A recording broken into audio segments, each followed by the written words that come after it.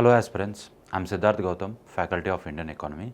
So I welcome you to the Rapid Revision program that we are launching for the upcoming UPSC Prelims examination. So as part of this program, I will be dealing with the Indian economy part of the syllabus. Clear? So as part of this program, the first topic that we are going to discuss is the fiscal policy. The first topic that we are going to discuss as part of the rapid revision program with respect to economy subject is the fiscal policy. Now let us understand what actually is the fiscal policy is. Okay, what do you understand by fiscal policy? Fiscal policy is nothing but, to understand in the layman language, fiscal policy is the income and the expenditure. Income and the expenditure of the government.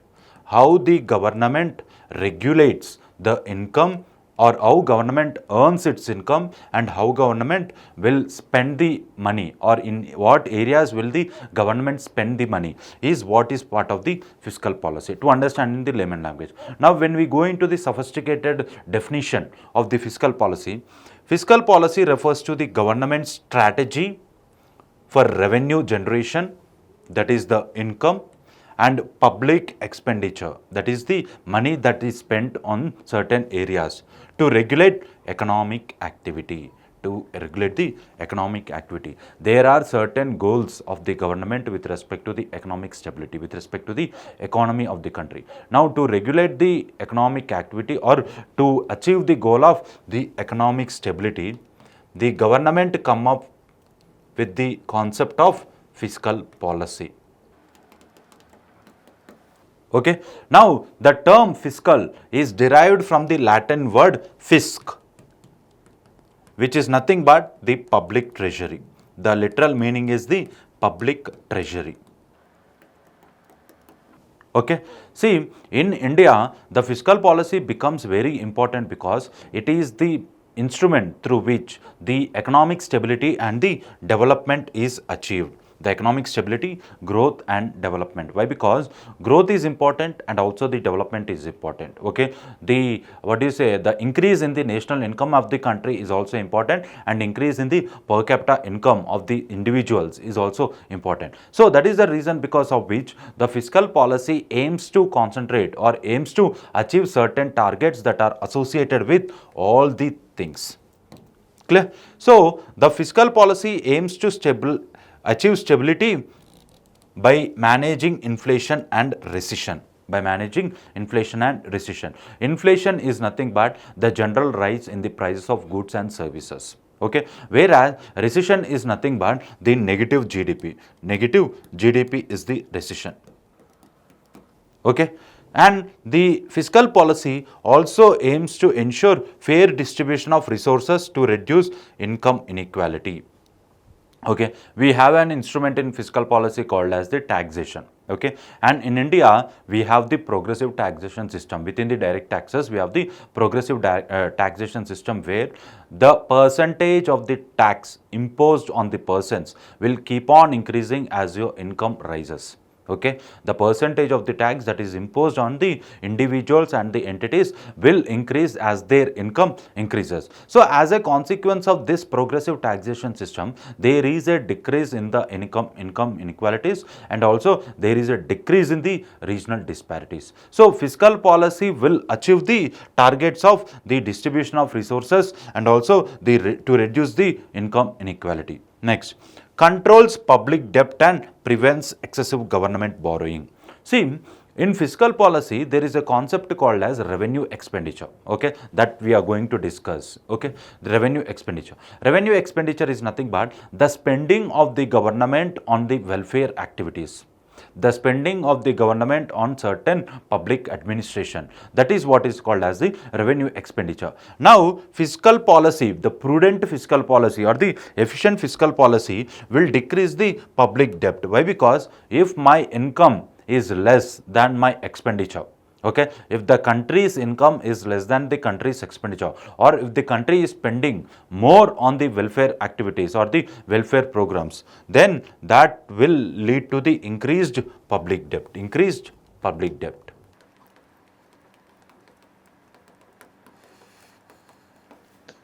Clear? So as a consequence of this increased public debt, it will create burden on the government. Clear? So that is the reason because of which a rational spending is necessary to decrease the public debt, to decrease the borrowing. Why? Because if we keep on borrowing for the current consumption, if we keep on for borrowing for to fulfill our necessities for today, the coming generation will need to bear the burden of our today's borrowing. Okay, so that is the reason because of which the efficient public debt management is required, and that can be achieved through the fiscal policy. Okay, now the major objectives of the fiscal policy, as I have told you, fiscal policy tries to achieve the targets, all the targets which are related to the economic development of the country. Okay, okay, all the targets like the inflation, the employment, reduction in the poverty, okay, the participation of the workers, etc., the efficient taxation system, all these things are the objectives of the fiscal policy, and fiscal policy aims to achieve these objectives. Clear? Now, stimulating production and employment opportunities, yes. Boosting infrastructure and industrial development, yes, these two are part of the economic growth. Next, price stability, controlling inflation, controlling the inflation. Now, the question is how fiscal policy will control the inflation. See, as I have told you, inflation is nothing but the general rise in the prices of goods and services. Clear? Now, consider the general price in the or increased level of prices of goods and services is because of the more circulation of money or increased circulation of money in the market. Increased circulation of money in the market. Okay, the increased circulation of money in the market will lead to the inflation. Now, how do you decrease the circulation of money in the market? By fiscal policy. One way is to decrease the direct taxes. Sorry, to increase the direct taxes.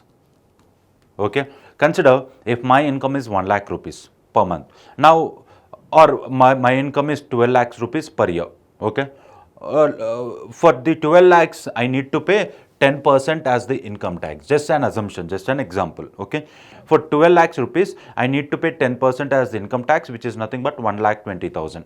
Okay, now this income tax will be raised. Now 15% of the tax will be imposed on me, where now I need to pay 1,80,000, which is leading to the decreased circulation of money in the market, which is leading to the decreased circulation of money in the market, which leads to the decrease in inflation.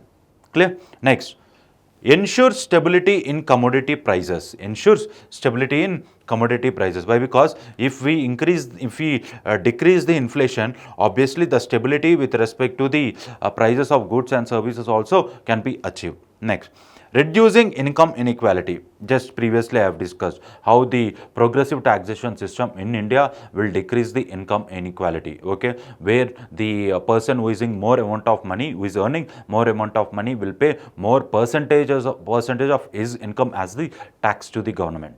Clear? So as a consequence of that, the income inequality will be decreased, and also fiscal policy concentrates on generation of employment. When there is a work that is available, obviously you are earning certain money, and it is leading to the reduction in the income inequality.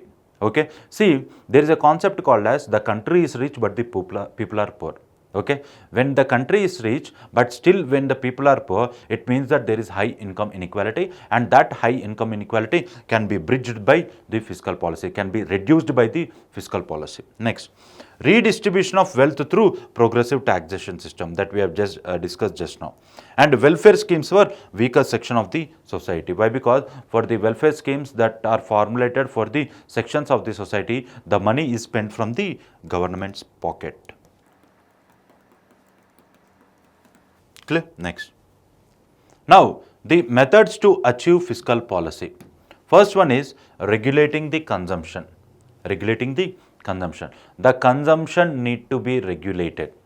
Okay. Why? Because if there is an increased consumption, it will lead to the increased demand, and it will lead to the increased inflation. Okay, or else when there is no savings, the available money will be spent for the consumption, and which might lead to the lack of investments and part of the government. Clear? So that is the reason because of which there need to be increased savings by controlling unnecessary spending. There should be rationalized. The spending should be rationalized.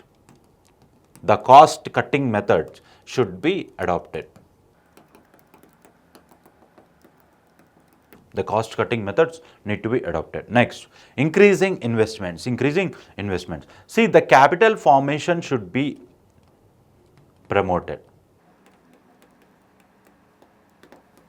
The capital formation need to be promoted, where if there are high investments, there is money that is available for the setting up of the industries, the money that is available for investing in certain areas, and this money will generate the employment, which leads to the reduction in the income inequalities and which leads to the increasing purchasing power parity.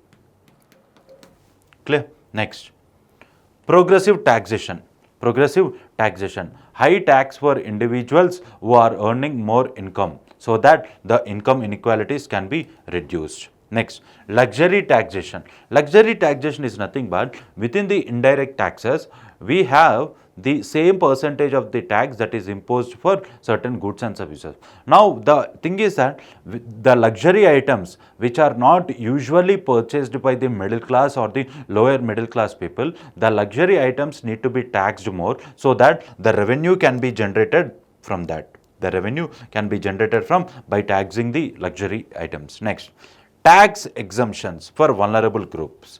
Exemptions for vulnerable groups. For example, there are certain economically weaker section people where the salary or the amount that is earned by them by itself is not enough for them to invest, or not enough for them to supplement their consumptions. Okay, so for those kind of people, the tax exemption need to be given, so that the money that they are earning, the little amount of money that they are earning can be spent for their own consumption. Clear? And discouraging unearned income. Discouraging unearned income is nothing but curbing speculation and financial manipulations. See, within the system, within the financial system, the one thing that can happen is that the amount of available money in the market can be speculated. Okay, or through certain manipulations, the money can be easily earned. Okay, so those kind of activities need to be avoided and need to be prevented, so that the fiscal policy can be managed efficiently. Okay, now let us understand the components of the fiscal policy. First one, the government receipts. Now the receipts are divided. The receipts is nothing but it is the income of the government. Clear? Next, the expenditure. Obviously, we know the meaning of the expenditure. Expenditure is nothing but the areas on which the money is spent. Okay, and the public debt. Debt is nothing but if the expenditure is more than the receipts. If the expenditure is more than the receipts, then it leads to the debt. Now, when it comes to the receipts, there are two kinds of receipts that are part of the government's income. One is the revenue receipt, and the another one is the capital receipt. The revenue receipt and the capital receipt. And similarly, the expenditure also, the revenue expenditure and the capital expenditure. Now let us understand what are these revenue receipts and the capital receipts. First one, revenue receipts is nothing but the receipts which are considerably short term in nature. The receipts which are considerably short term in nature are called as the revenue receipts. Now within the revenue receipts, there are tax revenue, which are in the form of the direct taxes and indirect taxes, and the non-tax revenue, which are in the form of the fees, fines, penalties and dividends. See, dividends are nothing but when the government has a stake in any particular entity or in any particular company, and the profit, a part of the profit that is given to the government because of holding the stake is what is called as the dividend. Clear? Now, when we talk about the revenue receipts are short term in nature. They are the, what do you say, they are not very long term in nature. Point number one, they can be subjected to certain changes. And the other one is that they are the, majorly in the form of the tax revenue and the non-tax revenue. Next, the capital receipts. Capital receipts is nothing but they are relatively long term in nature.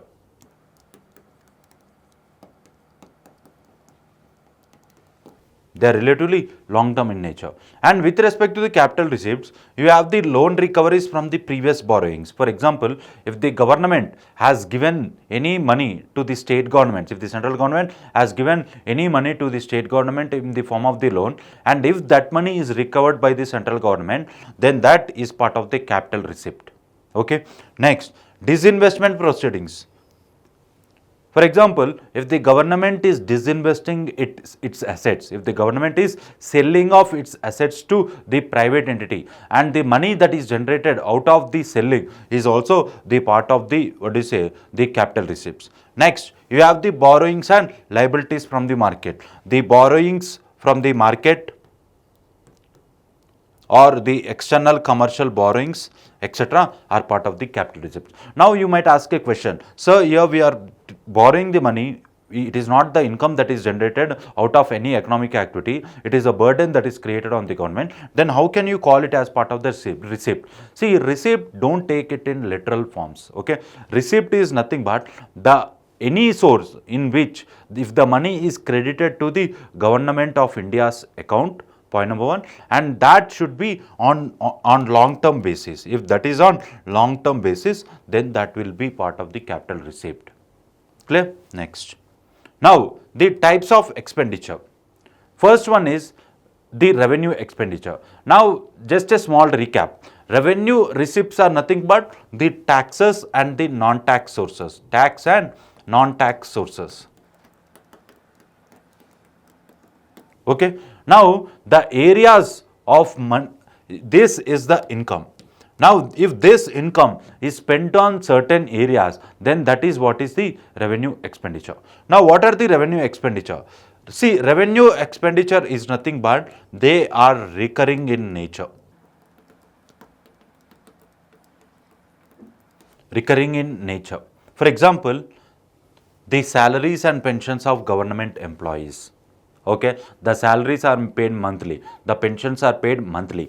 Okay, so now the salaries and the government what do you say, spending is part of the revenue expenditure. Next, interest payments on previous borrowings.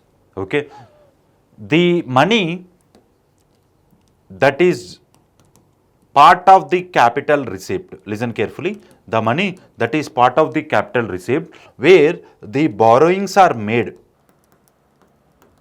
As part of the capital receipts, one source is the borrowings from the market or borrowing from the other countries. Now, for the borrowings that has taken by the government, if the interest is paid, the interest amount need to be paid. Now, that interest is part of the revenue expenditure.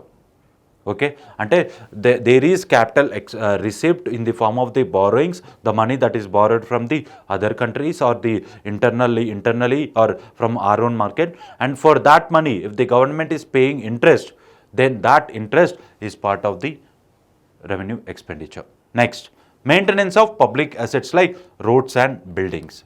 Okay, for example, I am constructing a dam, the government is constructing a dam in this particular year. The construction of the dam is part of the capital expenditure. Why? Because it is creating an asset. Okay, the construction of the dam is part of the capital expenditure because it is creating an asset. But the yearly maintenance, the amount that is incurred for yearly maintenance, then that is part of the revenue expenditure. Okay, that is the reason because of which the revenue expenditure is considered as non-planned expenditure. It is considered as non-planned expenditure because it does not create any assets.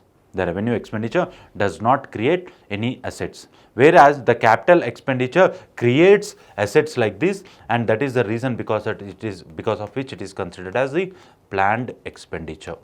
Planned expenditure. Clear? Next, Capital expenditure, non-recurring in nature. Non-recurring in nature means you need not, spend the money repeatedly. There is a construction of dam, one-time investment, okay? But the yearly maintenance keeps on being incurred, and that is part of the revenue expenditure. Next, loan repayments. Loan repayments. For example, the government of India has taken a loan, okay, from the any particular source. Now, if the government of India is repaying that loan, then that is what is that is part of the capital expenditure. But for the loan that is taken by the government of India, it is paying the annual interest, then that is what is part of the revenue expenditure. Interest as a word, it can be in the form of revenue expenditure or revenue receipt. Loan as a word, it can be as part of the capital expenditure or capital receipt. If the government of India is taking the loan, okay, then it is part of the capital receipt. If the government of India is repaying the loan, then that is what is part of the capital expenditure. Clear? Next, investments in public infrastructure. Public infrastructure like the dams, etc., the roads. Clear? Next. Now, debt trap. What is debt trap? Okay, say debt trap is nothing but it is the case where the government keeps on borrowing the money, or if there is an increased public debt that is being created on the government, and that is leading to the increased loans, and to clear off these loans you are taking again, or you are borrowing the money again. Clear? See, one area of questioning with respect to the UPSC exam as far as this particular topic is concerned is what aspects or what components comes under the revenue receipt, the capital receipt, and the revenue expenditure and the capital expenditure. That you need to keep in mind. Why? Because many of the times the question is asked, what are the things which are considered as part of the revenue receipt, revenue expenditure, and the capital receipt and the capital expenditure. Clear? Next. So, it is the situation where the person or the government, okay, it's not the person, the government borrows more money in order to clear off the previous debts, and that is additionally creating more burden on the government in the form of the compounding interest.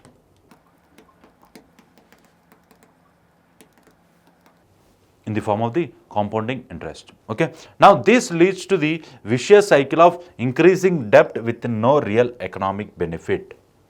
Okay. If the government is borrowing 100 rupees, just an example, okay. Now, with interest for the coming year, it need to pay 120 rupees. But we don't have the enough money so we are taking a new loan.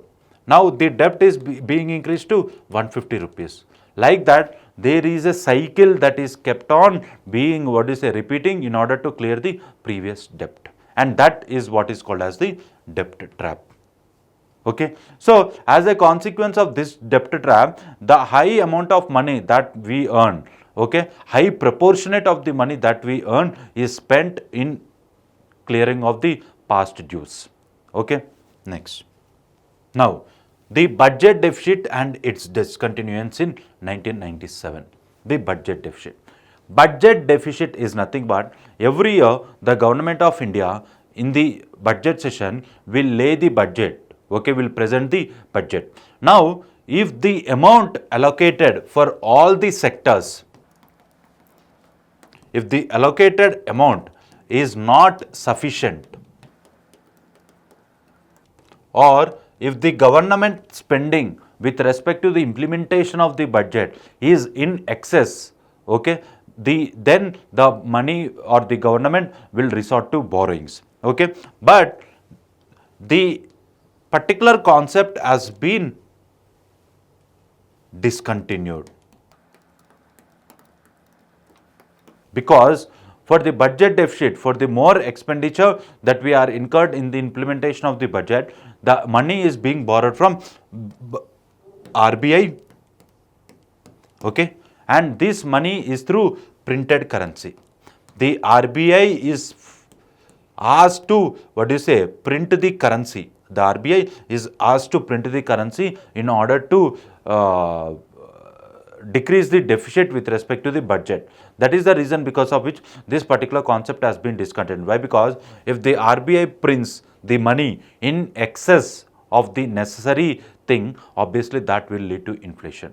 That is the reason because of which the budget deficit as a concept by itself is discontinued. Okay, budget deficit is nothing but if the amount allocated to the budget for the particular year is less than the real spending, then obviously that will lead to the deficit, and that deficit is covered up by the RBI by printing the fresh currency.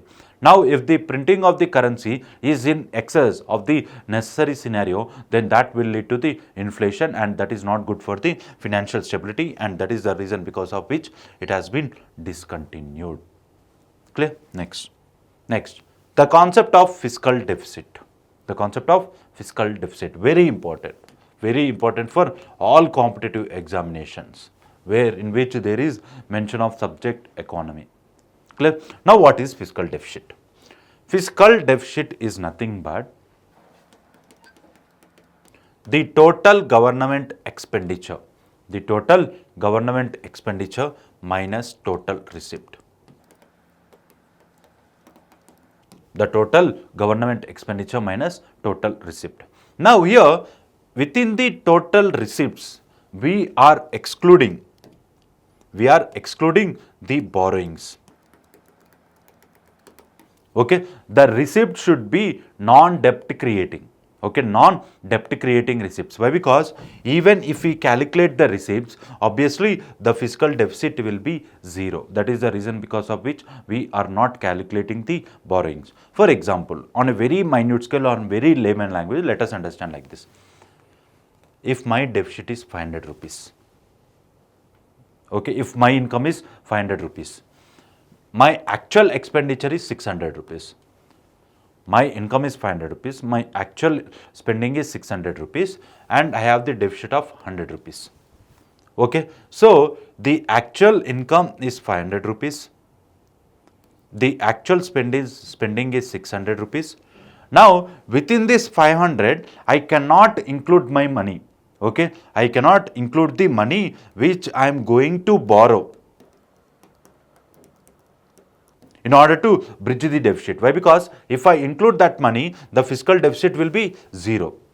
That is the reason because of which the debt creating capital receipts are not included as part of the fiscal deficit. Only the non-debt creating capital receipts, okay, which are the disinvestment.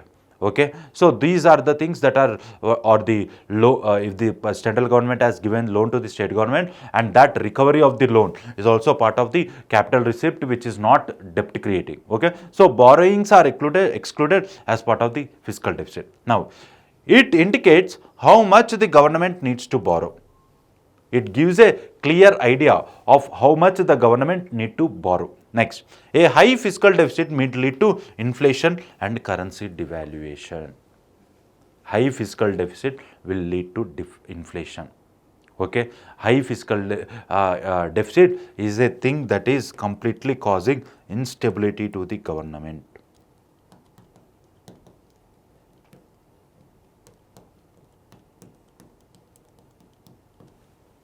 Clear? So, the fiscal deficit leads to the instability to the government. Why? Because there is a increased inflation and the currency devaluation. Increased inflation because when there is a fiscal deficit, we will resort to borrowings. Now, those borrowings, increased borrowings will lead to the inflation. Why? Because we are just borrowing the money. Frankly, or in reality, that money is not being converted into the growth or in creating the output. Okay, so that is the reason because of which the fiscal deficit will lead to the inflation. Next, why fiscal deficit is important? The one reason because of which the fiscal deficit is important, because it shows the financial health of the country.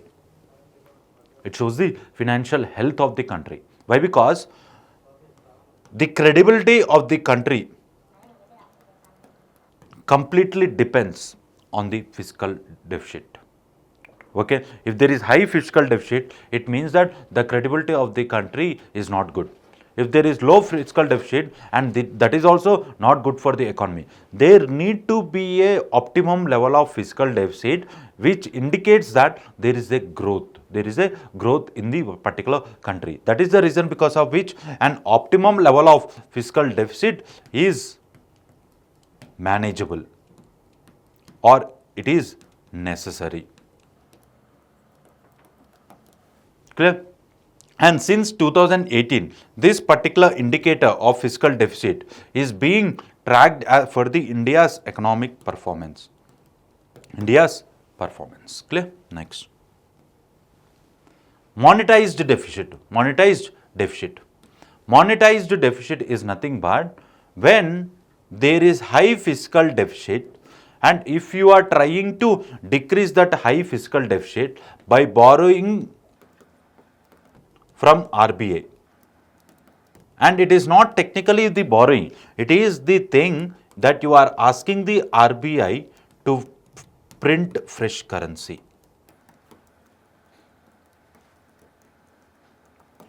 To print the fresh currency.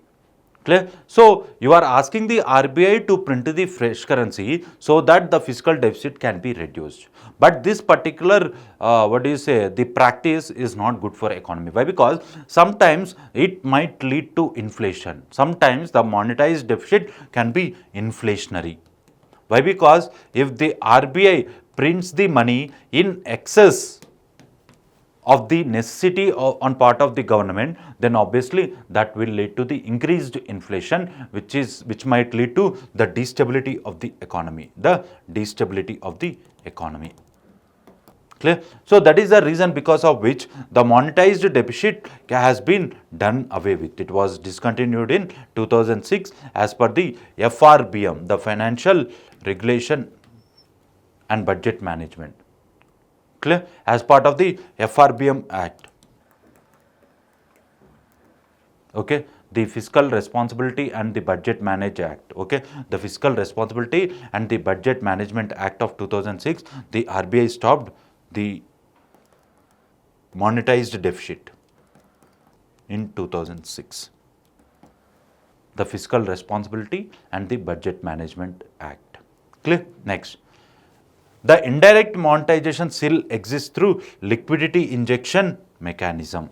Liquidity injection mechanism is nothing but the mechanism that happens through the sale of the bonds into the open market, so that the liquidity in the open market can be managed, and that can increase or decrease the inflation, or that can provide the funds to the government, etc. Clear? Or provide the funds to the government for the investment. Okay. Now, what is primary deficit? The another concept that is very much important is the primary deficit. What is primary deficit? See, primary deficit is nothing but when the interest payments is deducted, when the interest payments are deducted from the original money, original borrowings, then that is what is called as a primary deficit. For example, I have borrowed 100 rupees. Okay, this is the principal amount. Okay, now this is the deficit, the total deficit that I have. Now I might pay interest rates. I might pay interest rates for this amount. Now that amount need to be deducted. Okay, so for the interest rates that you are going to pay to the any entity from which you have borrowed the money, that money need to be generated from your own income. There should be a principal deficit, and for that principal deficit, the interest paid should be generated from your own income, and that need to be deducted from the total fiscal deficit that we have. So interest payments on previous borrowings, okay, will be deducted from the total fiscal deficit. Now, it is used to evaluate the financial management of the new government. Okay, if the primary deficit is low, it means that the government is managing its finances well, because we are not resorting to the further borrowings to pay the interest to the debt that we have created for ourselves. Clear? So in that way, the primary deficit becomes important because we are deducting the interest payments that we are done as part of the previous borrowings. Clear? Next. Now, the FRBM Act, the Fiscal Responsibility and the Budget Management Act of 2003. Now, this mainly focuses on the rationalization of expenses. Rationalization of the expenses is the primary agenda of the FRBM Act, decreasing the revenue expenditure or decreasing the revenue deficit. Okay, why? Because why the decrease in the revenue deficit is very much important, because when we are spending more amount of money on the welfare activities, okay, and when we are not spending more money on the asset creation, that is not good for the economy. Okay, we are borrowing the money from the other sources so that we are spending the money for the welfare activities, and we are not spending the money for the asset creation. It is because of the freebies that are given by the government, or it is because of certain social welfare schemes that are ensured to the public during the elections or etc. So those kind of things, for those kind of things, the money is being spent, and which is not good for the economy. Clear? So the revenue expenditure need to be decreased so that the revenue deficit will decrease, and that is the main aim of the FRBM Act. The main aim of the FRBM Act is nothing but to manage the money, to facilitate the rational spending. Okay. Now, what are the objectives of the FRBM Act? The first objective is to reduce fiscal deficit to 3% of GDP. Very important. Okay, and many a times the questions are asked in this area. Okay, what is FRBM Act, or what are the objectives of the FRBM Act, or what are the amendments done to the FRBM Act? Those things becomes very important as part of the, what do you say, the fiscal policy is concerned. So the aim is to reduce the fiscal deficit, or to target the fiscal deficit to 3% of the GDP. Next, eliminate revenue deficit over time. Okay, eliminate revenue deficit is nothing but there should not be any deficit as far as the revenue account is concerned. Okay, the money that is spent as part of the revenue expenditure should be generated from our own revenue. Okay, the money that is spent for the revenue expenditure should be from the pocket of the government alone, or from earnings of the government. The money should not be borrowed from any source for the revenue expenditure, for the welfare activities and etc. So the targeting of the revenue deficit also becomes very important. Next, introduced medium term fiscal policy statement. See, the medium-term fiscal policy statement is nothing but if the government could not achieve these targets of revenue deficit and the fiscal deficit, then it should be accountable to the parliament. It should be accountable to the parliament. It means that the government, through this particular medium-term fiscal policy statement, it need to give an explanation why it could not achieve these targets. Clear? Next, what are the amendments done to the FRBM Act? The first one is it allowed flexibility during economic crisis. Why? Because there are certain economic crises in which the fiscal deficit might increase. For example, if there is a recession, if there is a negative GDP, recession will lead to the unemployment. Okay. Now, if there is a large scale of unemployment within the country, the government come up with this Keynesian concept called as the fiscal stimulus. Fiscal stimulus. Fiscal stimulus is nothing but the government spending the money during the recession. Okay, if the government is injecting the money into the market, and if that money is being spent for the asset creation, and that will generate the employment, it might lead to the increased fiscal deficit initially. Why? Because the government, apart from having the fiscal deficit, it is borrowing the additional money from the market. So obviously, it might lead to the increased fiscal deficit. But that is just an initial thing. But later on, when the asset is creation, when the employment is created, slowly the fiscal deficit will come down. Clear? So in that way, the flexibility need to be achieved. Why? Because for a short period of time, or for a few months, the fiscal deficit might cross this limit of 3%. Next, introduced effective revenue deficit. Effect in 2012 amendment. 2012 amendment has introduced the concept of effective revenue deficit. Now, effective revenue deficit is nothing but, for example, I have told you, in revenue deficit, for example, if the central government is given grant to the state government, okay, now That is what is called as the capital expenditure from the side of the central government. Okay. Now, if this grant is used for the welfare activities and not asset creation, then that cannot be considered as the capital expenditure, because the money is not being spent for the asset creation. Clear? So that is the thing, that is the reason because of which the government has come up with this effective revenue deficit, where from the revenue deficit, from the grants given to the state governments, if the state government uses that grants for the capital creation or the capital expenditure, then that amount of money will be deducted from the revenue deficit and new indicator can be achieved. That is what is called as the effective revenue deficit. Clear? Next, shift focus to operational revenue balance. Operational revenue balance is nothing but we need to come up with the techniques or economic activities through which our own revenue is generated for our own revenue expenditure. Next.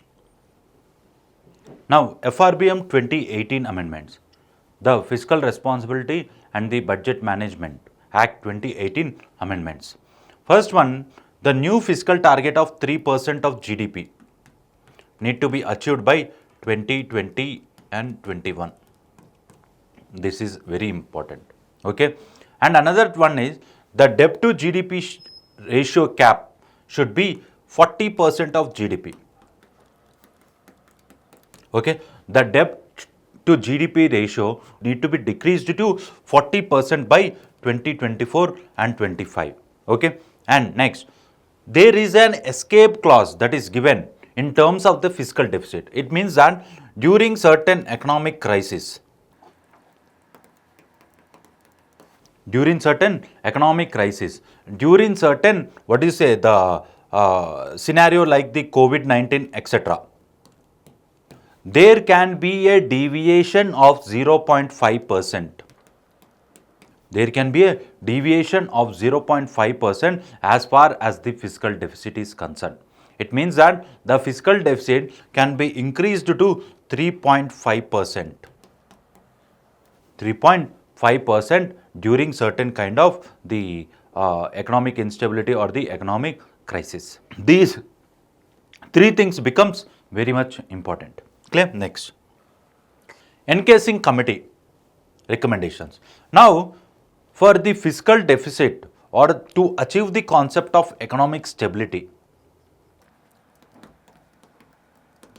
a committee was appointed called as the encasing committee. Okay. Now, his proposals were new GDP to debt or new debt to GDP framework. It means that the combined debt of the central government and the state government should be 60%. The combined debt of the central government and the state government should be 60%, within which the 40% will be by the center and 20% by the states. Okay. And also, he has come up with this glide path approach. The glide path approach. Glide path approach is nothing but the gradual fiscal consolidation instead of rigid targets. So, we need to be flexible with respect to our targets. It's not that by 2020 the revenue deficit should be zero. Okay. Why? Because sometimes that strict targets might be counterproductive. They might not achieve the required targets. So that is the reason because of which, according to the market, according to the scenario, and according to the economic stability, the target should be. Okay, or the policy framework should be. That is the reason because of which the fiscal consolidation need to be achieved through flexible targets. Okay, and that is the one of the reason because of which now we do not have the concept of the revenue, the target with respect to the revenue deficit.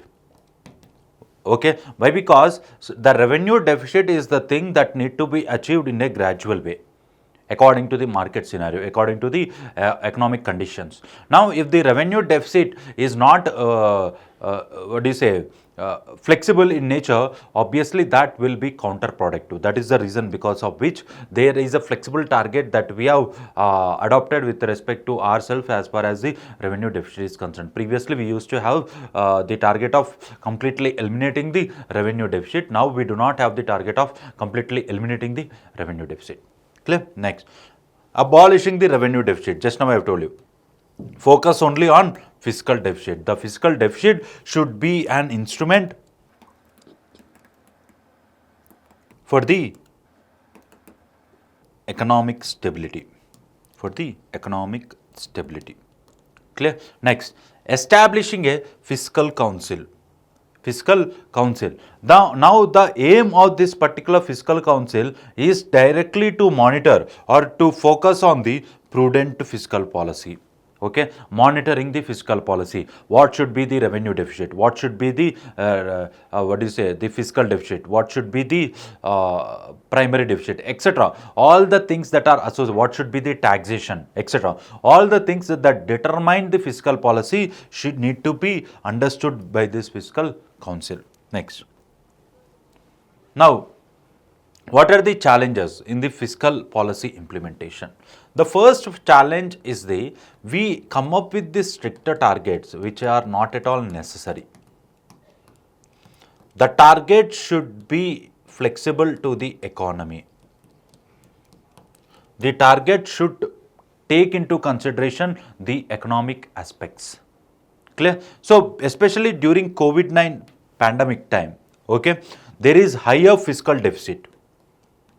Higher fiscal deficit. Why? Because there is large scale of unemployment, and it is because of this large scale unemployment there is higher fiscal deficit, and that is the reason because of which we have come up with this concept of the injecting money into the market called as the fiscal stimulus, so that the asset can be created, and according to that assets the fiscal deficit can be decreased in the due course of time. Next, 3% fiscal deficit target delayed beyond 2025. Why? Because we have not achieved the target of the 3% fiscal deficit. Why? Because our economic policy is now healing. It is gradually healing after the COVID pandemic. Okay. So that is the reason because of which we are slowly adopting to the conditions, the changed conditions of economic practices, and that is the reason because of which we are not able to achieve this target of 3%. Next, need for higher capital expenditure without excessive borrowing. Yes. Why? Because when there is a high capital expenditure, it means that asset is creating, and this asset will be part or will contribute to the growth in future. It will contribute to the growth in future. Then that is the reason because of which there should be a more capital expenditure with less borrowing, and this capital expenditure or the asset created for the on part of the capital expenditure will generate the revenue, will generate the employment, and will be part of the growth of the nation. Okay.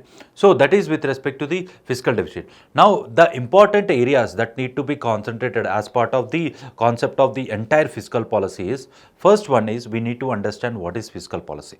Okay. And second one, the area on which we need to concentrate upon it is what are the objectives of the fiscal policy, how the fiscal policy is responsible for the development of the nations by realizing what are its objectives are. Third, very important area, that is we need to understand the clear-cut definition between the revenue receipt, the capital receipt, the capital expenditure, and the revenue expenditure. So what are the components of the revenue receipt, what are the components of the capital receipt, what are the components of the revenue expenditure, and what are the components of the capital expenditure. And also we need to understand the concept of the budget deficit and the reason why it has been discontinued, the monetized deficit, why the reason it has been discontinued, because more budget deficit, more printing from the side of the RBI might lead to the increased inflation. Clear? And next, we also need to understand what is the primary deficit and obviously the fiscal deficit and the amendments done to the FRBM Act, the Fiscal Responsibility and the Budget Management Act. So the next topic that we are going to move is the taxation. The taxation. Now, what is tax? What actually is the meaning of the term tax? See, tax is nothing but it is the compulsory payment that is imposed on the citizens of India. Okay, it is the compulsory payments that is levied from the people. That is levied from people.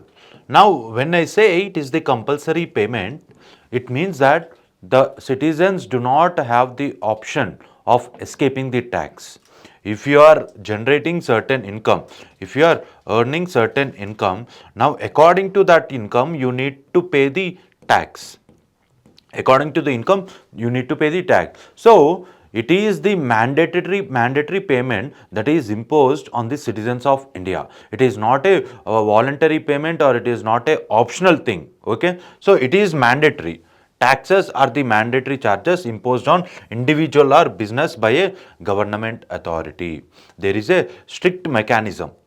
There is a strict mechanism that is imposed with respect to the taxation, and you cannot violate this strict mechanism. If you violate this strict mechanism, you will be penalized. You will be penalized. Clear? Now, what are the methods of taxation in India?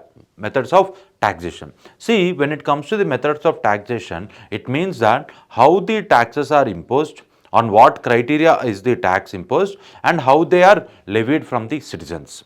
Now, when we consider how the taxes are imposed, firstly, you need to understand what is the nature of the taxation in India. So, as part of that, we'll be understanding the progressive taxation first. See, progressive taxation is nothing but it is the system where the amount of tax imposed, or the rate of the tax imposed, will increase according to your income. According to your income.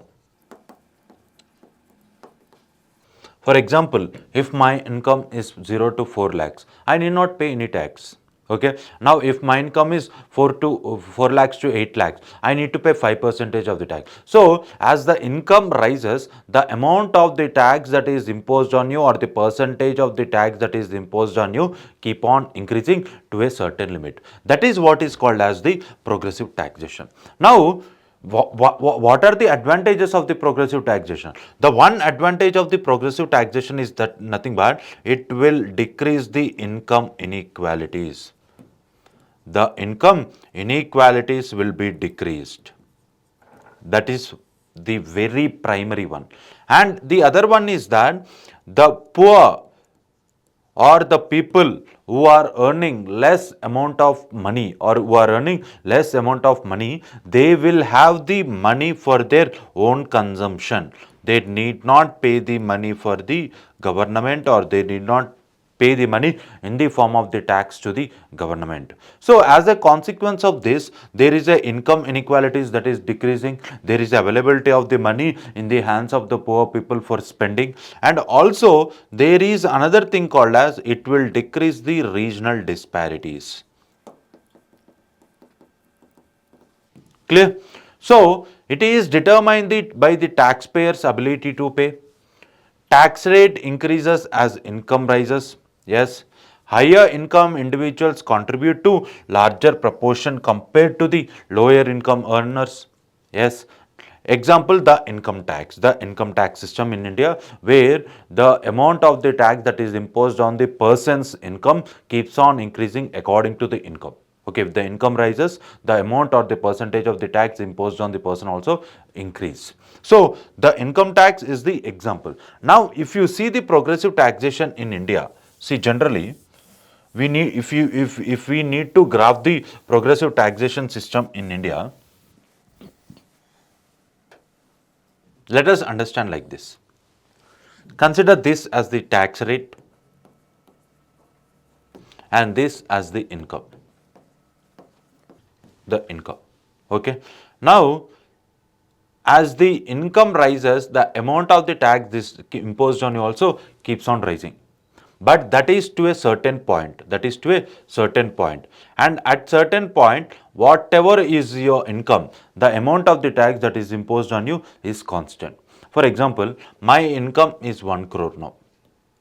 Okay, the peak income on which the tax is imposed is 1 crore. Now after 1 crore, any person need to pay the same amount of the tax, that is the 40% or 35%. Let us consider it as 40% just for example. Now here the tax rate is constant after certain level of income. The tax rate will be constant, the tax rate will be same after certain amount of the income. Beyond that income, okay, after that income, the amount of the tax or the percentage of the tax will not increase. Why? Because the point here is that if the percentage keeps on increasing like this, then the person who is working, or the individual who is working, or the entities, they will be demotivated to pay the taxes, and that might lead to the tax avoidance or the tax evasion. The tax avoidance or the tax evasion. Clear? So, what is tax avoidance? Tax avoidance is nothing but using the legal mechanism or using the legal loopholes in the system and not paying the tax. You are misusing the loopholes in the tax laws, and by misusing those loopholes, you are not paying any kind of tax to the government. That is what is called as the tax avoidance. Whereas tax evasion is nothing but it is the what is say law violation. You are violating the law. It is not that you are misusing some loopholes, but you are directly violating the law, which might attract certain kind of punishment, or you will be penalized for that. Clear? So that is the difference between the tax evasion and tax avoidance. And if you keep on increasing the taxes like that, it might lead to tax evasion or tax avoidance in the case of India. Clear? So that is the reason because of which even the progressive taxation will be relevant or will be beneficial for the government only to a certain extent. Beyond that, it will be counterproductive. It will be counterproductive. Clear? Next. Now, regressive taxation. Regressive taxation. Regressive taxation is nothing but it is the fixed percentage of purchase price.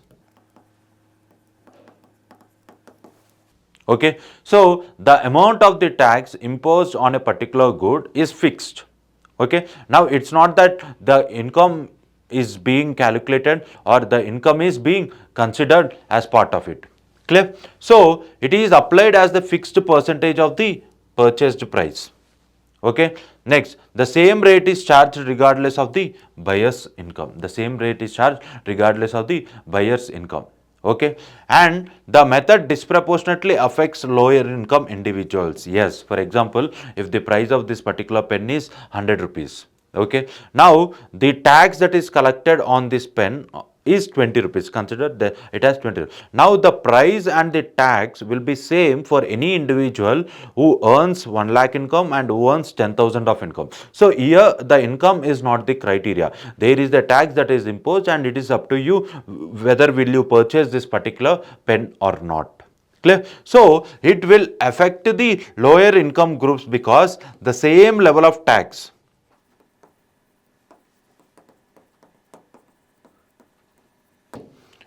is imposed on every individual. Clear? Example, the sales tax. The sales tax is the example for it. Clear? Next. Proportional taxation. Proportional taxation. Proportional taxation is nothing but it is the flat rate system. It is the flat rate system where irrespective of your income, you will pay the same tax on in your income. Same tax on your income. See, in regressive taxation, we are considering the the price of the particular good in relative to your income. Okay, where the income is not being considered as an criteria, only the prices of the goods are taken into consideration, and whether rich or poor, they will pay the same amount of money or they will pay the same amount of price for a particular good. Here we are not taking the goods into consideration. Here we are taking just the income into the consideration, where the amount of the tax that is imposed on the income is more or less same. Clear? For example, a consistent 10% income tax rate irrespective of income fluctuations. So here any person who is earning 10 crore and 1 lakh, they will both pay the same income tax of 10% in proportional taxation. Clear? Next. Now, retrospective taxation. Retrospective taxation. Retrospective taxation is nothing but implementing the tax laws backwards. Implementing the tax laws backwards. Now, why do we implement the tax laws backwards? The reason is that there might be certain individuals or there might be certain entities who might use the loopholes within the system, within the tax laws, and escape the tax. Okay, now for that purpose, what do we do is that we try to correct our tax laws, we try to amend our tax laws. Now when we amend the tax laws, now that amended tax law will be applied backwards, and we will ask the person who has been escaping the tax to pay the all the taxes that are considered as arrears in nature. Okay, so for example, if today is 2025, now today we have amended a tax law. Okay, now when we amend the tax law, for example, there might be one company which has been escaping the taxes from 2020 by using certain loopholes. Now this amended tax law can be applied backwards, means this, taking this law into consideration, that particular person from 2020 to 2025, he need to pay all the taxes. You need to pay all the taxes. Clear? So it is nothing but it enables a government to enact a law that taxes specific products, services, or transactions retroactively, means backward, implementing backwards, covering periods before the law's implementation. See, in India, we do not have the retrospective effect of the criminal law. Okay, means for the law that is amended today, for the criminal law that is amended today, that cannot be applied backwards. But whereas with respect to the tax laws, it can be applied backwards. Now, the purpose of this particular system is used to address past loopholes that allowed companies to minimize their tax liabilities. Companies to minimum their tax liabilities. Clear? Next. Now, classification of the taxes. Okay, first one is a specific tax. The specific tax. Okay, a fixed amount imposed per unit sold, which may dependent on weight, quantity, etc. Weight, quantity, etc. So it is a fixed amount that is imposed per unit sold. Okay, next, ad valorem tax. Ad valorem tax. This is the tax where the percentage based is on the value added by the producer. Value added by the producer. As the value added increases, the price also might increase, or the price might increase and the amount of the tax also might increase. In a specific tax, a fixed amount is collected as the tax irrespective of the value additions and etc. And whereas the ad valorem tax, the price might increase because of the value additions, the price might increase because of the, what do you say, the other appreciated reasons.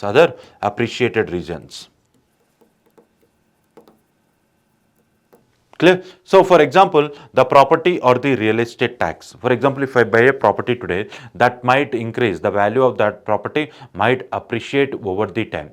So as a consequence of that, the rate of the, or the price of the particular property might be doubled. So it is the value added, or the value is increasing. Okay, whereas here the value, the fixed amount is imposed. Clear? Next. Now, the types of taxation in India, very important. The types of taxation. First one is the direct tax. The direct tax. Direct tax is nothing but it is paid directly by the individuals or organizations to the government. Okay, there is no third party or there is no intermediary here. There is no intermediary. Okay, the burden of the direct tax is completely borne by the person who is earning that income. the burden of the direct tax cannot be shifted onto the other person, cannot be transferred onto the other person. If my income is so and so per year, then on that income, according to the tax that is prescribed or according to the tax laws that are in implementation, I need to pay the certain amount as the tax to the government, whether I'm an individual or whether I have a company which is generating income or profit. Clear? So that is the reason because of which there is a it is considered as the direct tax, which is directly paid to the government. Now, examples of the direct taxes are the property taxes or the personal income tax or the asset based taxes. Clear? And in India, the direct taxes, more amount of the direct taxes indicates that the economy is formalized. There is a formalization of the economy. There is a formalization of economy. Formalization of the economy is nothing but more people are brought under the formal financial sector. Okay, more people are generating income, more people are paying the taxes. So as a consequence of this, the increase in direct taxes or increase in the tax base with respect to the direct taxes, increase in the tax base with respect to the direct taxes, it is a indication that there is a formalization of the economy. Clear? Next, indirect taxes. Indirect taxes is nothing but it is the tax that is collected by the intermediary. It is collected by the intermediary and passed on to the consumer, collected by the intermediary and passed on to the consumer. For example, let us consider you went to a restaurant. You went to a restaurant, okay, and you ate your dinner, and the worth of that dinner, the price of that dinner is 500 rupees. Now, on this 2.5% CGST and 2.5% SGST is collected. So, total of 5%, which is nothing but the final price would be 525 rupees. Okay, but it doesn't mean that you are the person who are paying the tax to the government. No, actually, there is a restaurant owner. This is the government, this is the restaurant owner, and this is you. The tax that is actually imposed on the restaurant owner is shifted to you. Okay, so the actual tax is paid by the restaurant owner, but it is shifted on you who are contributing that money. It is imposed on him, but you are paying the tax. Okay, so that is the reason it is collected by an intermediary. He is the intermediary and passed on to the consumer. It is passed on to the consumer.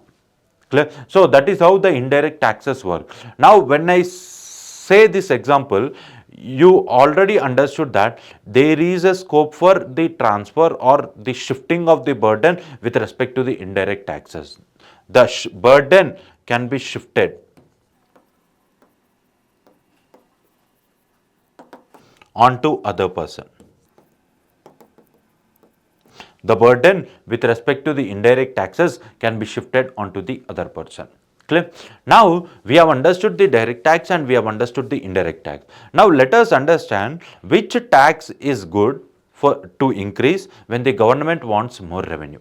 When the government wants more revenue, usually what does the government do, or which tax will the government increase? Whether it is the indirect tax, it is the direct tax or the indirect tax. See, the point here is that the government will generate more revenue if it increases the indirect taxes.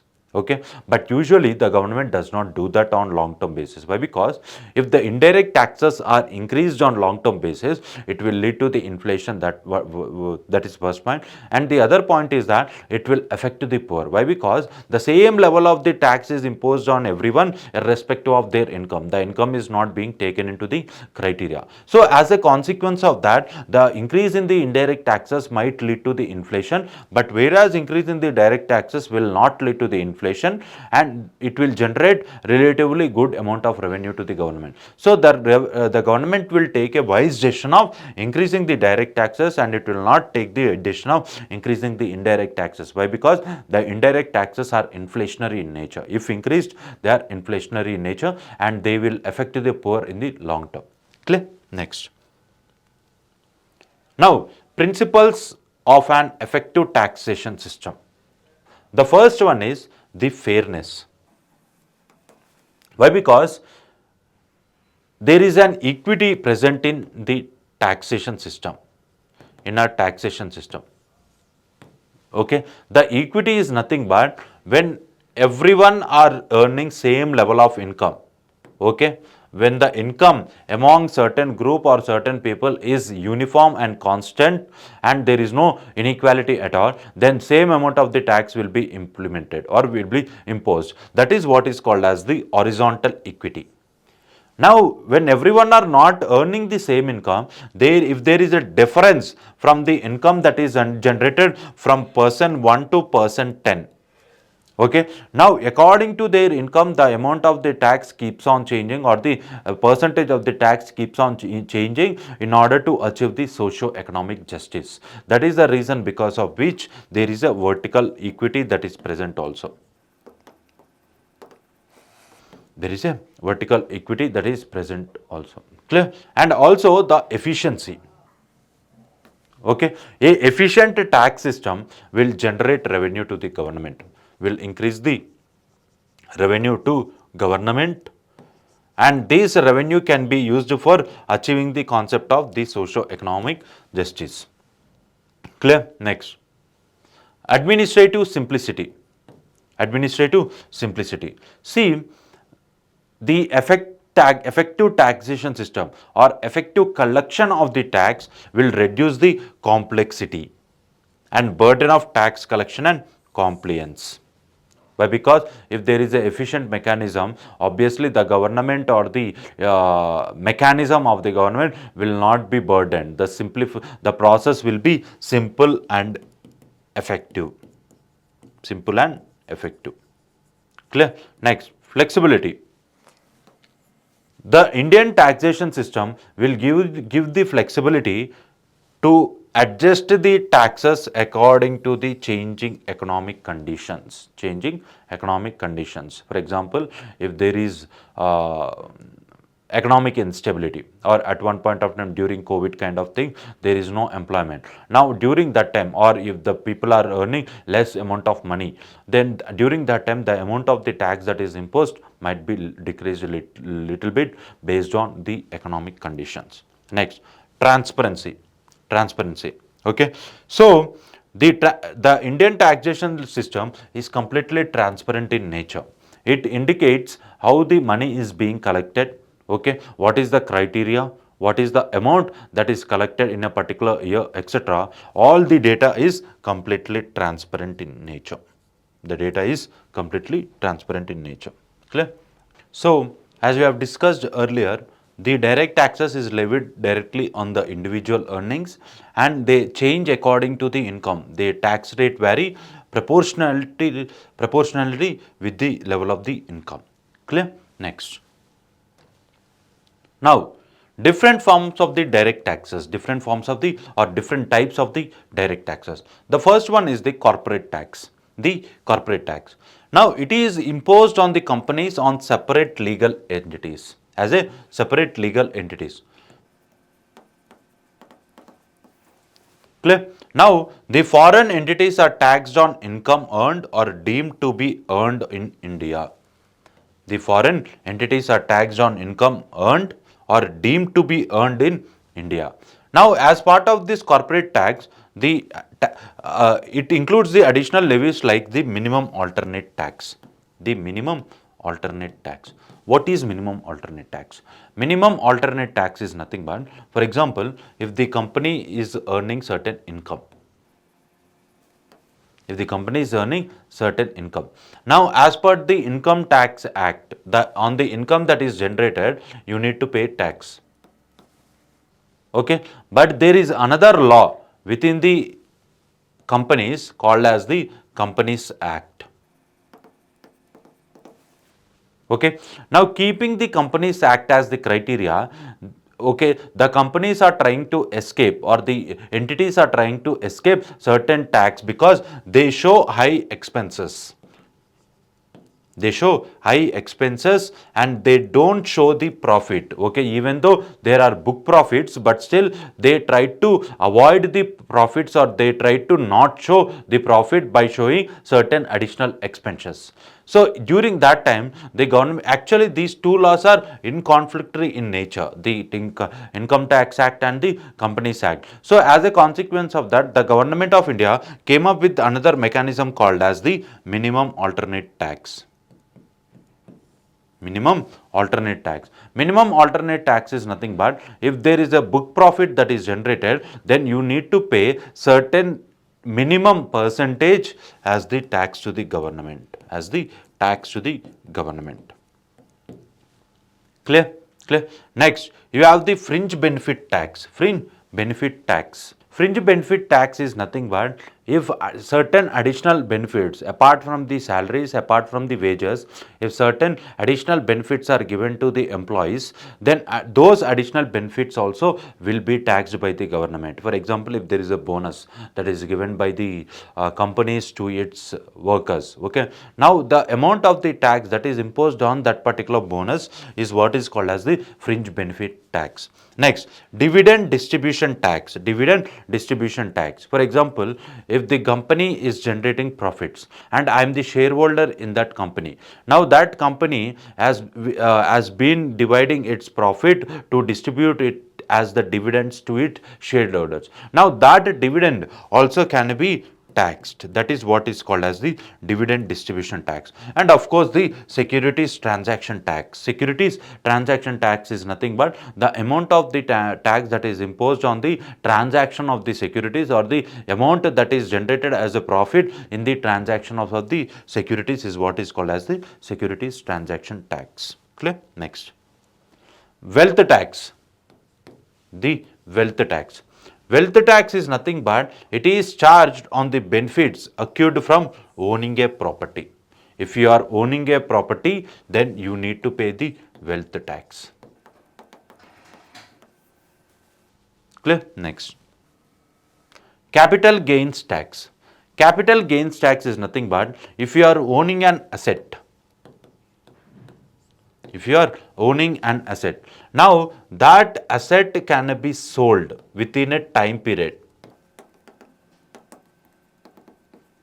The asset might be sold within a time period. Now, as a consequence of that, the income that is generated, or the additional profit that is generated on the sale of the asset, and that tax that is imposed on that income is what is called as the capital gains tax. Okay, so the amount of the tax that is imposed on the capital that you are holding is what is called as the capital gains tax. And within the capital gains tax, you have the long term capital gains tax and the short term capital gains tax according to the tenure. According to the tenure in which you are selling the property, it is divided into the long term capital gains tax and the short term capital gains tax. Clear? Next.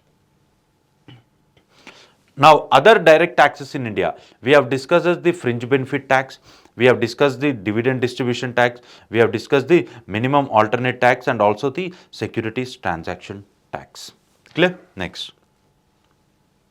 Now, the direct tax code, very important, the direct tax code. Now, the direct tax code, it aims to increase the compliance system. It aims to increase the compliance system with respect to the Indian taxation system. So, it is a review of the Income Tax Act, which is aimed at drafting a new direct tax law to replace the Act of 1961. Okay. Now, what are the key proposals of this particular code? Adjustment to personal income tax brackets. Okay, the adjustment need to be done with respect to the personal income tax bracket, so that the tax base is increased. The tax base is increased, and also the vertical equity is promoted. The vertical equity is promoted. Okay, and it also recommended to reduce the corporate tax to 25%. 25%. And also it streamlined the compliance procedure, the way the tax are collected, the efficiency, the procedure, etc. are covered as part of this direct tax code. So the system is simplified,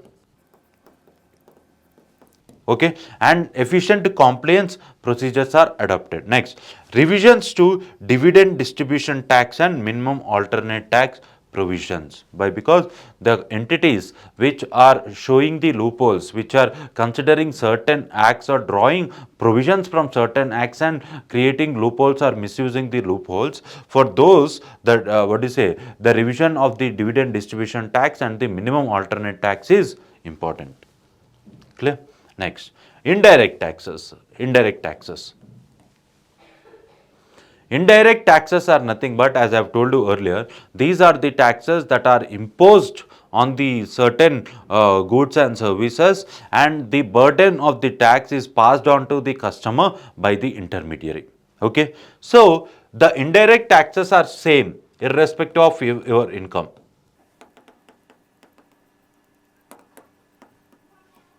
They are same irrespective of your income. Now, the first and the foremost important thing as part of the indirect taxes is, so the goods and services tax, a broad-based tax on the manufacture, sale and consumption of goods and services. Okay, previously we used to have many indirect taxes. Now all the indirect taxes are composed and they are brought under one ambit or one umbrella, that is what is called as the goods and services tax. Now for the all the services and for all the goods, the amount of the tax is imposed as per the guidelines of that are formulated as part of the goods and services tax. So it functions as a destination based consumption tax available applied to value addition. Functions as a destination based consumption. Destination based consumption. It means that the tax is collected at the point of destination. At the point of destination. Okay. It is collected at the point of the consumption. The tax is not collected at the point of the manufacture. It is collected at the point of the consumption. So the state which is consuming the particular product will be benefited out of the tax that is generated because of the goods and services tax. Okay. It combines several central and state taxes. Yes. Clear? See, one thing that you need to remember with respect to the Indian taxation system is that Indian taxation system is either part of the state list or the central list. Okay, certain taxes are part of the state list and certain taxes are part of the central list. But any tax is not part of the concurrent list. Remember, no taxes in India are part of the concurrent list. Clear? Next, GST structure. GST structure. So we have applied the slabs. Okay, the multi-tier system or the multi-percentages of the tax are imposed as part of the GST, which are the 0%, 5%, 12%, 18% and 28%. Okay, according to the luxury of the item, according to the, what do you say, the demand for the item, the tax rates are adjusted. If it is a luxury good or it is a luxury item, more amount of the tax is imposed, or if it is considered as most essential, the less taxes are imposed on the particular good. Clear? Next. Now, there is a 4-tier structure of the 0%. It is a 5-tier actually, 5, 12, 18 and 28, and also the 0%. Okay, keeping the 0% aside, we have the 5%, 12%, 18% and 28%. Clear? Next, business with an annual turnover exceeding 20 lakhs. Exceeding 20 lakhs means greater than 20 lakhs are subjected to GST. are subjected to GST. So it's not that any person who is earning an income of below 20 lakhs need not register himself with respect to GST. No, it's not like that. Any person who is generating any kind of income need to file GST, but according to his income the GST might be collected or might not be collected. Okay, so here any person or any company or the turnover below 20 lakhs will not be collected with any, will not be imposed with any GST. Whereas it is rupees 10 lakhs for the northeastern region. For the northeastern region, it is rupees 10 lakhs. Clear? Next.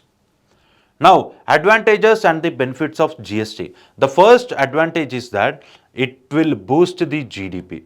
Why? Because the compliance system with respect to GDP is so, with respect to GST is so efficient that it will increase the revenue that is generated for the government in form of the indirect taxes. Clear? And also the simplification and efficiency. There are few tax rates and exemptions simplify the overall system. Okay, we have the the multi-tier system, and this multi-tier system gives the simplification or is simplified in such a way that the taxation system is not complex in nature. It is not complex in nature. Okay, and the other advantage of this system is that it creates a unified national market. Unified national market. It means that for a particular goods you manufacture or you distribute at any place in the country. Okay, the place of the manufacture and the place of consumption can be anything in the country. The same level of the tax is imposed. Okay, according to the state or according to the movement of the goods, the tax does not differ. Does not differ. Clear? Next. Now, input tax credit. Input tax credit.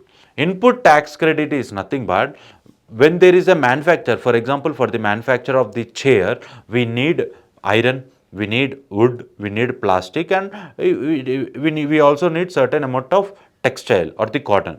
Now, any person who is purchasing all these raw materials, in fact, they are the final products for the person who are selling those raw materials. For example, there is a iron, there is a wood, there is a plastic. Now, the person who is selling the iron is a final product to him. The person who is selling the wood, it is a final product to him. And also the the plastic, it is a final product. Now all these final products are purchased by one particular person, and he is using all these final products as the raw materials to purchase another final good called as chair. Now already certain taxes are levied at this stage. Okay, this particular person has paid certain amount of the tax for the during the purchase of this particular items. Now again on the chair, a new tax is imposed, which is nothing but it is a double taxation. Okay, there is a cascading effect. That is the reason because of which the taxes that are imposed on these things are credited to this particular person, so that the final price can be decreased. The final price can be decreased. So that is what is called as the input tax credit. It means that the tax that is imposed on the inputs is credited to the manufacturer, so that the amount or the final amount can be reduced by not subjected to double taxation. Clear? Next, revenue sharing. The central and the state government share GST revenues equally. They share the GST revenue equally. For example, if you see the bill, any particular bill of you purchasing any particular good, you see that CGST and SGST. For example, if you go to restaurant, 2.5% CGST, 2.5% SGST. So there is a 50-50 share. Clear? Next, dual GST system. The central GST, that is the CGST, and the state GST, that is the SGST, are levied on intrastate transactions. Okay, intrastate transactions means within the state. Okay, and if it is being transported to the other states, if there is a interstate trade, then the consuming state will receive its share. The consuming state will receive its share. Okay, next, the cascading effect mitigation. This is the cascading effect, okay, where multiple taxes are imposed, creating confusion and creating complexity. That has been avoided or has been done away with now with by the efficient taxation process. Clear? Next, GST Council. GST Council. So GST Council, it has been established under Article 279A. Remember the article, very important. Why? Because in the recently conducted examination, the option was given as the 269A. Okay, so the it is not 269A or it is not other article, it is the 279A. So it is obviously it is the constitutional body. When there is an article in the constitution, it means that it is a constitutional body. So it has been created under the article 279A by the constitution's 101 Amendment Act, 101st Constitutional Amendment Act. Okay, so this particular council, it advises both the union and the state governments on GST related matters. GST related matters. Clear? Next, the structure and decision making. The chairman of this particular council is the finance minister. It is not the prime minister, it is the finance minister, and represents both central and state governments. It represents both the central and the state governments. The decisions require a majority of not less than 3/4 of the weighted votes. Not less than 3/4 of the weighted votes. Remember. Okay, where the central government holds 1/3 of the votes and the state, all the state holds over 2/3. So majority of the votes are given to the states. It's not the center. The state government will hold, the states will hold altogether will 2/3 of the vote, whereas the central government or the center holds 1/3 of the total vote share. Next, the council also sets up anti-profiteering commitments. Anti-profiteering commitments. Anti-profiteering commitments is nothing but, for example, in the previous slide, we have understood the input tax credit. Input tax credit. Now, if the intermediary or the manufacturer is benefiting out of the input tax credit, but if that is not reflected in the final product, okay, if it means that if the cost of the chair is 900 rupees, okay, now when the manufacturer has received the input tax credit, then the final product of the chair also need to be decreased, but keeping the profit motive, keeping being greedy with respect to the profits, and do not decrease the final product or the final price of the product, then that is what is called as the profiteering method, and those profiteering methods should be avoided through certain anti-profiteering committees. Clear? So that is also part of this particular GST council. Next, GSTN, the GST network. Okay, it is a not-for-profit organization. It is a not-for-profit organization jointly owned by government and private sector entities. Here only it might be asked like it is completely owned by the government. No. Okay, you need to be very careful with respect to who will hold the authority over it. It is completely owned by the government and the private entities. There is a participation of the private individual also. You need to keep this in mind. Okay, so this particular thing is responsible for developing the indirect taxation platform. Indirect taxation platform for GST, including the preparation, filing, rectification of returns and the payment processing. So the documentation or the technological assistance with respect to the total GST or the total network of GST is provided by this GSTN. Clear? Next. E-way bill system. E-way bill system. See, e-way bill system is nothing but it is the online document that is generated for transporting goods and services. For transporting goods and services. Okay, it is a kind of permission. It is a kind of permission that is given to the particular person who is transporting the goods and services. Okay.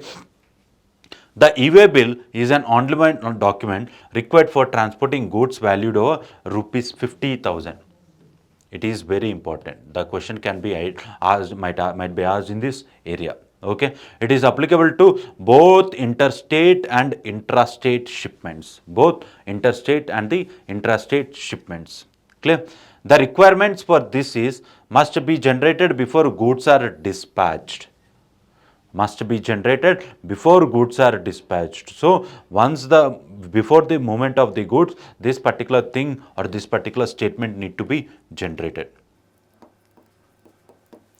Clear? And it should have the details of the goods, the recipient and the transporter. Okay, what is the consignment that is dealing with the recipient and for whom we are sending with these particular goods, and the transporter are to be mentioned as part of this particular e-way bill. Next, transporters must carry the invoice along with the e-way bill during the transit. The invoice, the bill of the surety or evidence that this particular consignment has been purchased by this particular entity. Okay, so that invoice also need to be carried, and also the compliance and penalties. Okay, so even though there are physical checkposts which are abolished under GST, consignments can be inspected for verification. It can be intercepted for verification. Okay, so the checkpost with respect to the goods and services or the trucks which are carrying out the goods and services have been abolished, but if the particular truck or if the particular dispatch is not carrying the e-way bill, obviously that can be liable for punishment. Next, failure to produce an e-way bill can result in penalty of 10,000 rupees. This is also important. It can attract a penalty of 10,000 rupees or a tax amount equal to the evaded tax, which is higher.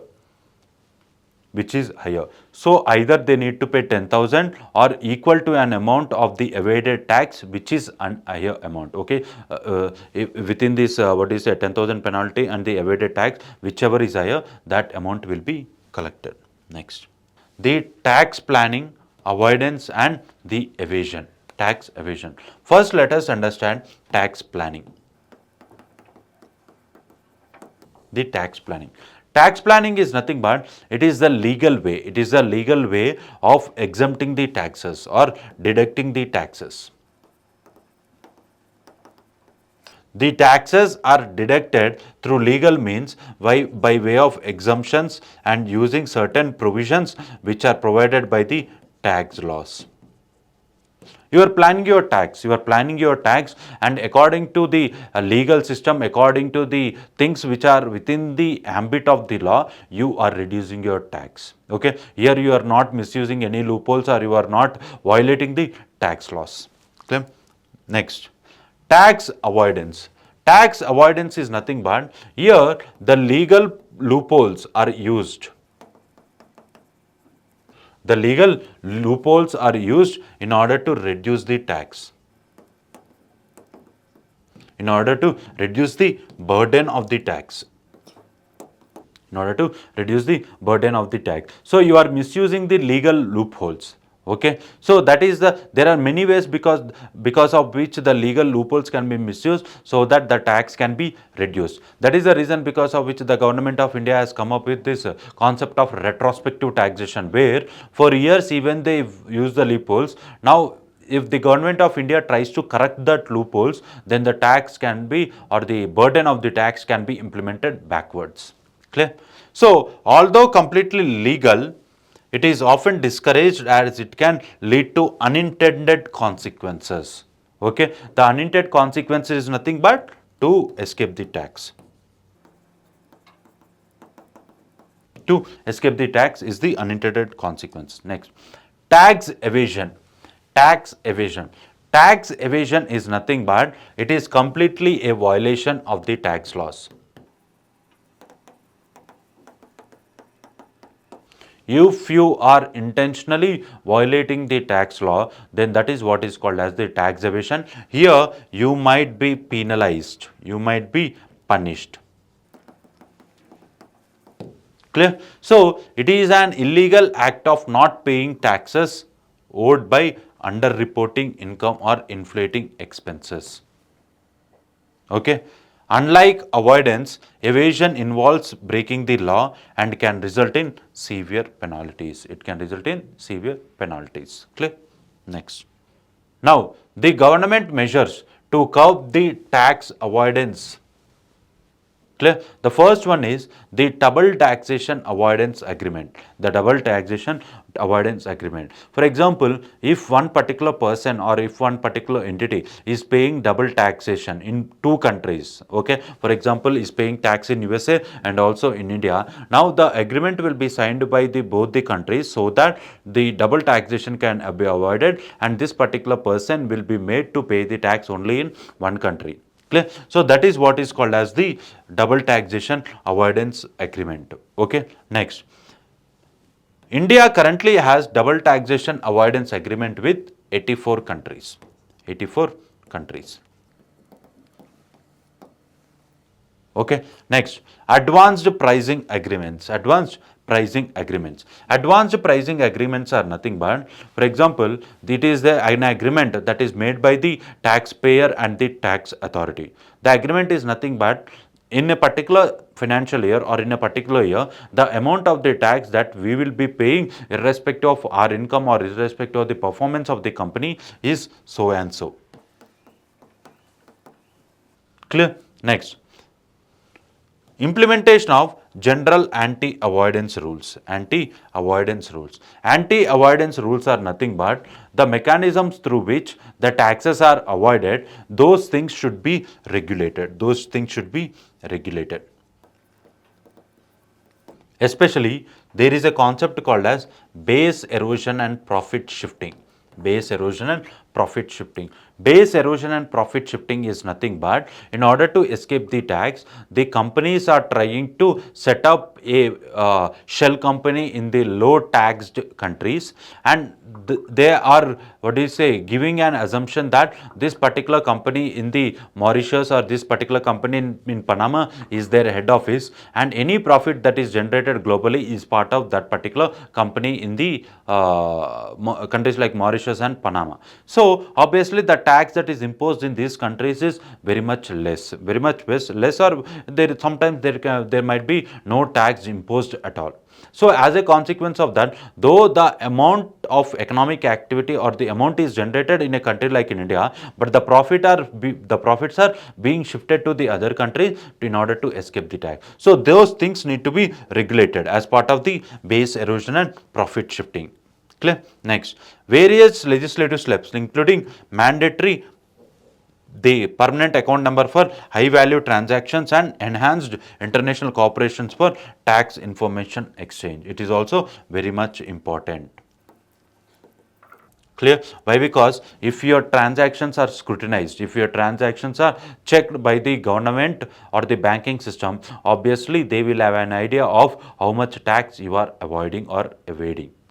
Clear? Next. Advanced pricing agreements. Advanced pricing agreements. They are the contracts between a taxpayer and one or more tax authorities that set the pricing method to be used for transactions between related companies. Clear? Next, benefits. Provide certainty for taxpayer regarding their tax obligations. Yes, as we have discussed earlier. Next, reduces disputes between taxpayer and tax authorities. There is a compliance system that is achieved. Next, helps prevent potential tax avoidance by clarifying pricing methods in advance, by clarifying the pricing methods in advance. Next, general anti-avoidance rules. Okay, it is a broad rule that is designated to prevent the avoidance of taxes. To prevent the avoidance of the taxes. Okay, these rules are based on general principles intended to address potential loopholes in the tax laws. So, as a part of this general anti-avoidance rules, the loopholes are checked and corrected. They are checked and corrected.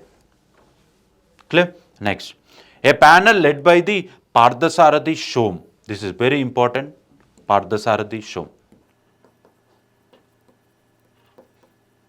was established to review and propose recommendations regarding JAGAR, the General Anti-Avoidance Rules. The committee is the Pardashore Committee. Next, base erosion and profit shifting. I have explained you just now. Base erosion and profit shifting is nothing but where the strategies used by companies to exploit gaps and mismatches in tax regulations in order to shift profits to low or no tax jurisdictions. Okay, the countries like Mauritius, the Panama, etc. Despite little or no related economic activity, there is no economic activity in those countries, but still the profits are shifted to those countries so as to escape the tax. Clear? Now, international framework.